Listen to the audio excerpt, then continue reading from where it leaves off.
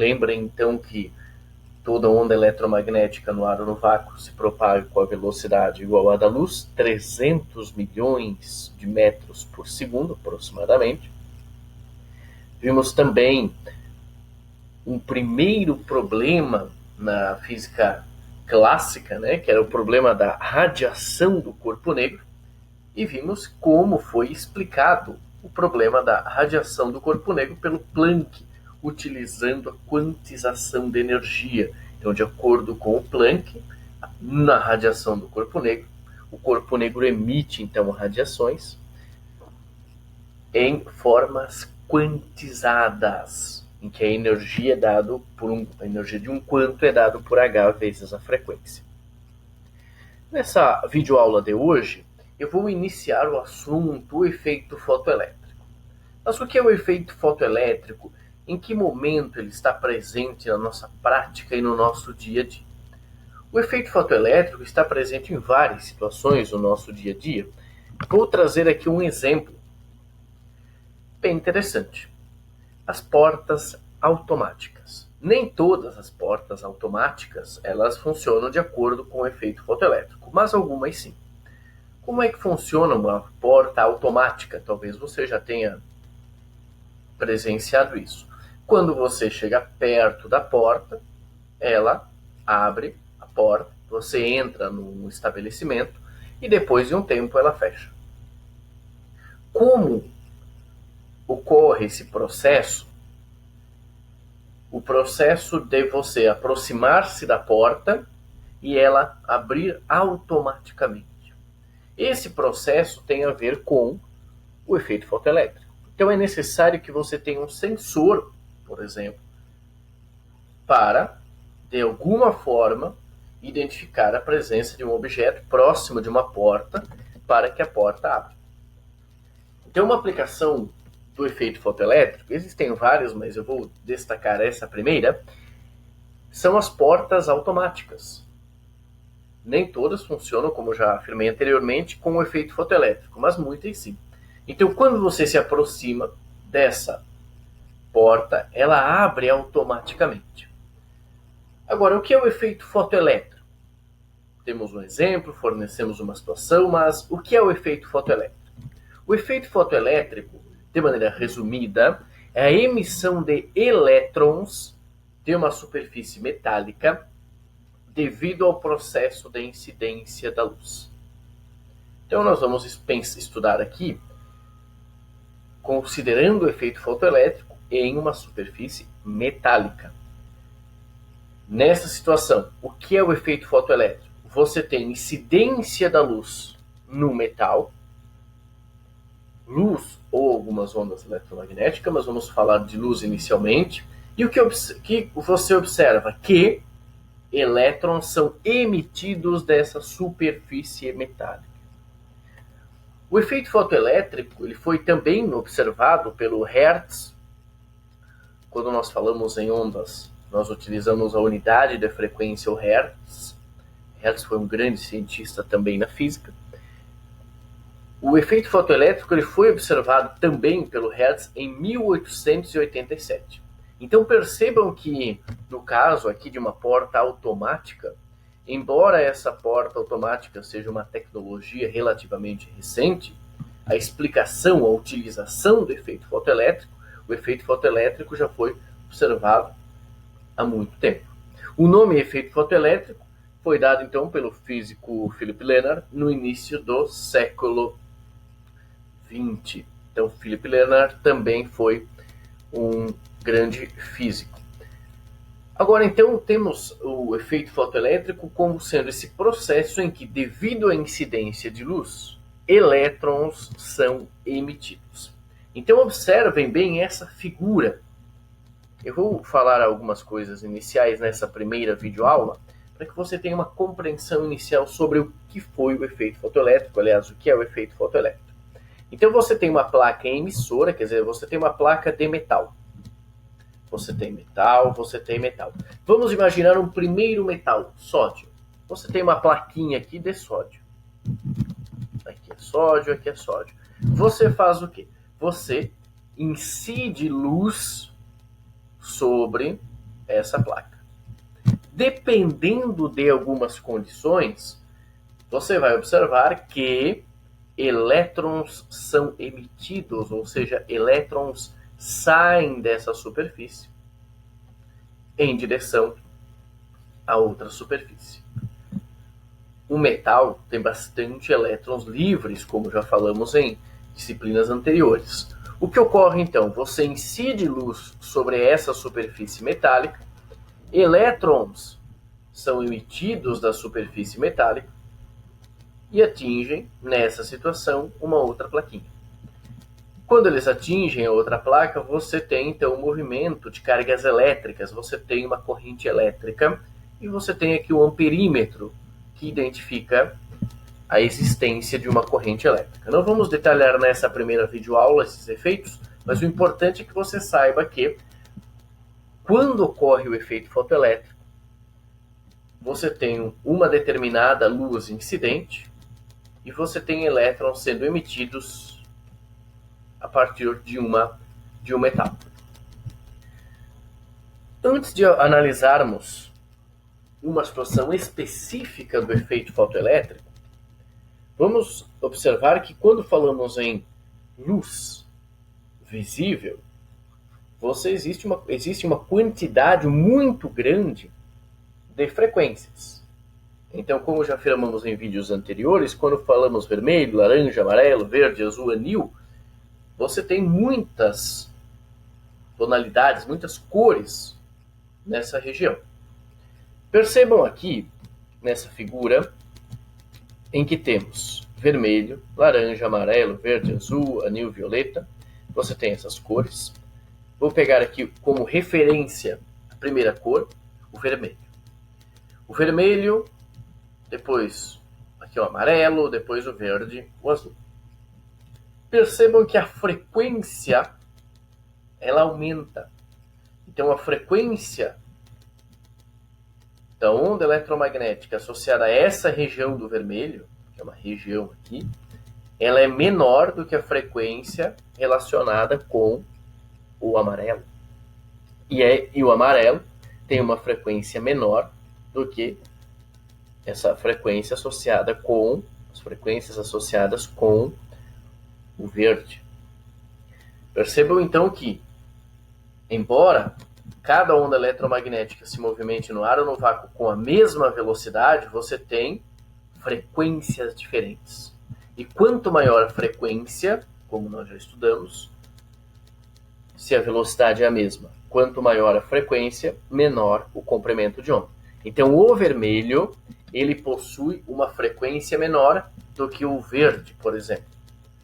Mas o comprimento de onda é maior. Então, vamos analisar o seguinte processo. Imagine vocês que você tenha uma fonte de luz e uma placa de sódio.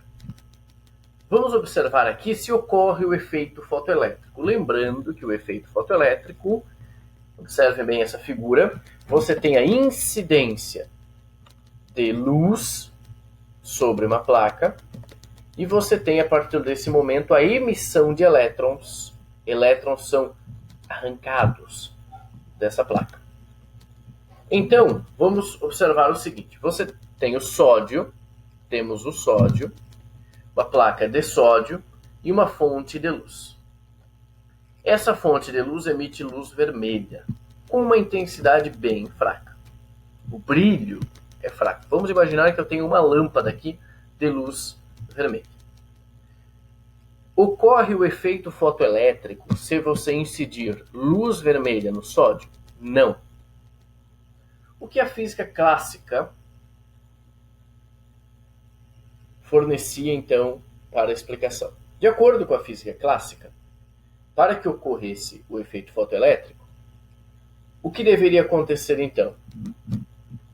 Um elétron, para conseguir sair desse material, ele deveria ter energia suficiente. E de onde ele vai receber essa energia? Ele vai receber das ondas eletromagnéticas que estão incidindo aqui na placa. Então você tem o elétron saindo e você tem a luz incidindo sobre o sódio. De acordo com a física clássica, o elétron não está saindo. Por quê? Porque a quantidade de energia fornecida a ele é muito pequena. Então, o que poderemos fazer? Se eu tenho uma luz, uma lâmpada vermelha, o que poderemos fazer? Vamos aumentar o número de lâmpadas. De acordo com a física clássica, isso deveria então ser suficiente para a ocorrência do efeito fotoelétrico. Ou seja, para a emissão de elétrons quando uma luz incidisse sobre o material.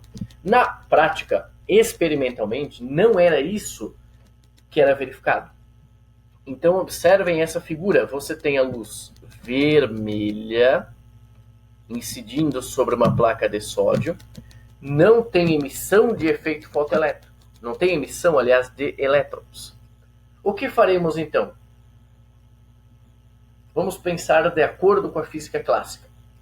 Se uma lâmpada de luz vermelha não é suficiente para produzir o efeito fotoelétrico, vamos utilizar então mais lâmpadas para aumentar o brilho. E assim foi feito. Utilizou-se mais lâmpadas, muito mais lâmpadas, aumentou-se o brilho da luz incidente sobre o sódio e não verificou-se o efeito fotoelétrico.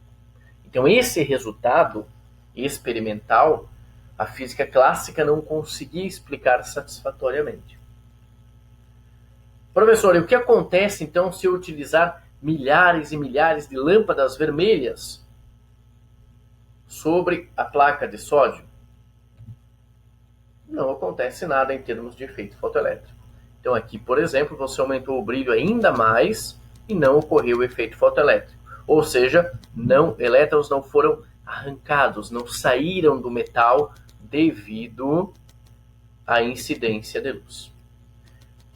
Observem que eu utilizei primeiramente a luz vermelha. A luz vermelha é aquela que tem a menor frequência. Vamos então utilizar uma luz de cor laranja. Então vou utilizar aqui a luz laranja. A luz laranja, ela possui uma frequência maior do que a vermelha. Novamente, incidimos luz mais alaranjada, mais amarelada sobre a placa de sódio, não aconteceu nada. Vamos utilizar então uma maior quantidade de lâmpadas aumentando o brilho. Novamente, não foi verificado o efeito fotoelétrico. Poderemos aumentar ainda mais o brilho, então aumentamos ainda mais o brilho e novamente não foi verificado a emissão de elétrons.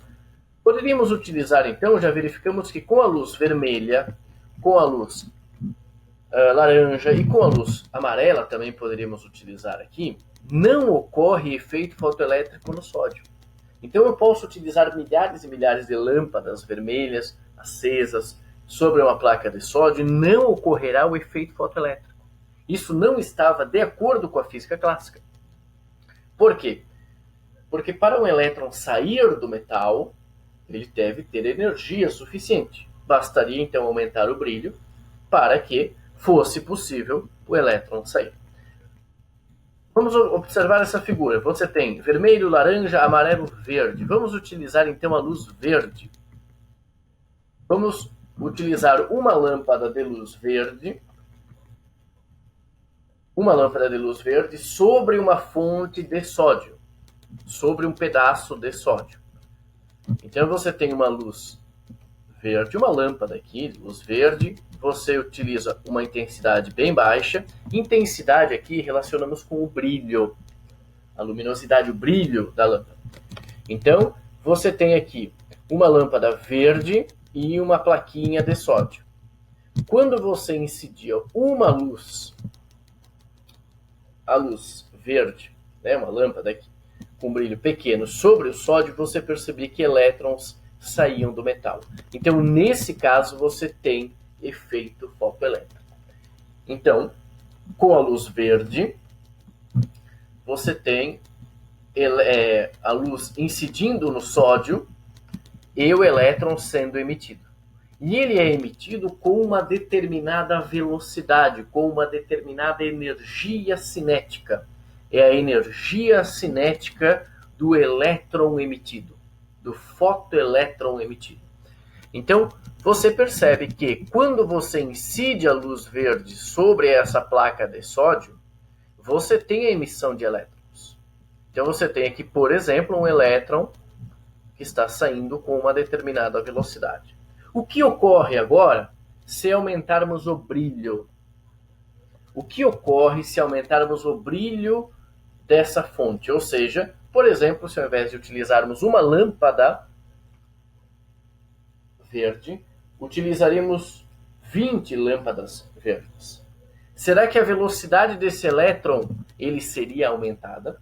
De acordo com a física clássica, com as previsões da física clássica, era isso que iria ocorrer. Se você aumentasse a intensidade da luz, o brilho, esse elétron sairia mais rápido. Percebam, pessoal, que essa é a previsão da física clássica. Então você teria incidência, se eu aumentasse o brilho da luz verde sobre essa placa de sódio, você teria um elétron com uma velocidade maior, você aumentaria a energia cinética do elétron. É isso que ocorre? Será que é isso que ocorre? Então, e se aumentarmos esse brilho, será que a velocidade do elétron aumenta?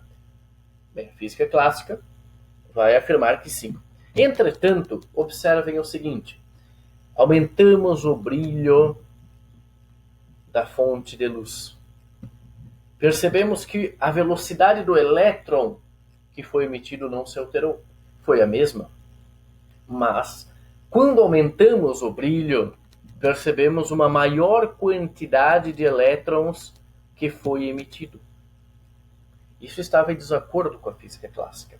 Então, experimentalmente, percebemos que você tem aqui, por exemplo, uma lâmpada verde incidindo luz, ondas eletromagnéticas, sobre essa placa de sódio, e você, nesse caso, percebe o efeito fotoelétrico, ou seja, elétrons, um elétron ou mais aqui são emitidos dessa superfície. E esse elétron tem uma velocidade, uma energia cinética.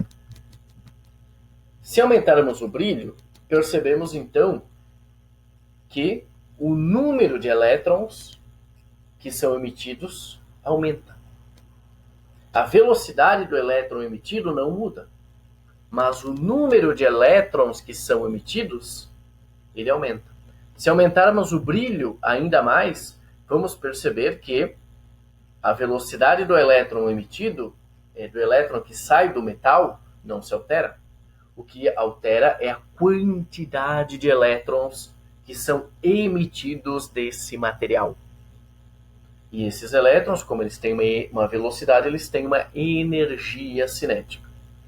Então percebam que interessante, com a luz verde é possível ter efeito fotoelétrico no sódio. E quanto maior o brilho, a intensidade dessa fonte luminosa, maior será o número de elétrons, emitidos pelo sódio. Poderíamos então utilizar uma fonte de luz de outra cor, e é o que faremos agora. Vamos então utilizar uma fonte de luz azul, também sobre a placa de sódio. Ao utilizarmos essa fonte, percebam então que você tem a incidência das ondas eletromagnéticas aqui associadas à luz azul, mas o brilho é pequeno. Tem um pouco de luz, mas o brilho é pequeno. Percebam que o elétron é emitido também, só que observem esse vetor que representa a velocidade e observem esse vetor que representa a velocidade quando você tinha luz verde incidindo. A velocidade do elétron é maior quando você tem incidência de luz azul sobre o sódio do que quando você tem incidência da luz verde sobre o sódio. Então percebam que quando você utilizou a luz azul, embora com brilho menor do que em relação a várias lâmpadas verdes, por exemplo, uma lâmpada azul apenas, Então, com uma lâmpada azul apenas, você percebe que tem emissão de elétrons. Só que esse elétron, ele tem uma velocidade maior, ele tem uma energia cinética maior. Se você aumentar o brilho da fonte, o que acontece? Não aumenta a velocidade do elétron que é emitido. O que você aumenta é a quantidade, a taxa de emissão de elétrons nessa superfície.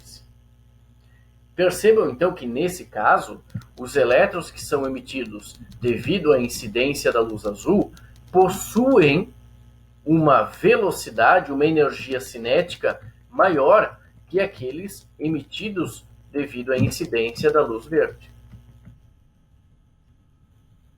Quais são os resultados, então, que temos até o momento? A taxa de emissão de elétrons, ela depende do quê? Ela depende do brilho, da intensidade da fonte luminosa.